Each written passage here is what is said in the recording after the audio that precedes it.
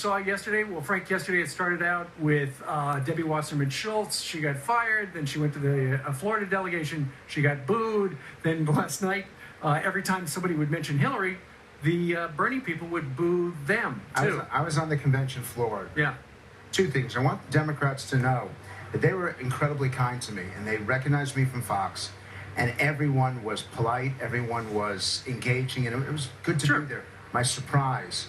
The Idaho delegation, the Maine delegation, the California delegation, not just Vermont. On the floor, there were at least 5 different places where the Sanders people were booing every time Clinton was mentioned. And in fact, it actually even took control of the convention when Al Franken and Sarah Silverman were trying to do this unity thing. It got ugly. Well, wasn't part of the fact that they went off script? The stuff in the teleprompter was probably fine, but then when she said to the diehard Bernie fans, you're ridiculous, that's not going to ingratiate them to you. Absolutely, but people said, the mainstream media said, that the Republican convention was chaotic because for 30 seconds they booed Ted Cruz. The fact is, all night this was happening. And Cory Booker gave one of the best speeches of the convention, and nobody heard it. Nobody will remember it because they were continuing to boo all through it. They were just waiting for somebody mentioned Hillary so I can boo. And you, instead of unity, what it shows is chaos. Sure. At a time when she has to bring the party together. The polling shows that 70% of Sanders voters are voting for her.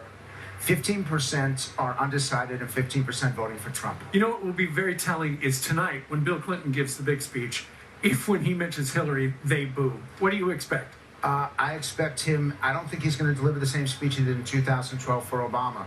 He's much weaker now. His voice is not as strong. He doesn't have the same energy. But the emotion and the passion behind him, this is going to be the most important speech of his career. Because if he doesn't bring these people over, then you're going to have to wait until Thursday night for her speech.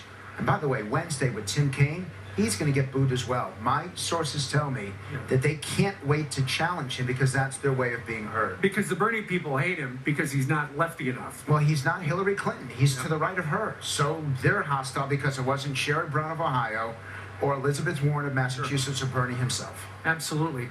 Okay, let me ask you real quickly. We saw yesterday that Donald Trump wound up on the top of 3 different polls and the Nate Silver average, if the election were held yesterday, he would win with something like 57.5%. What's going on? Well, you asked me that question on the final day of the convention, and what I said at that time was he was going to get a bounce.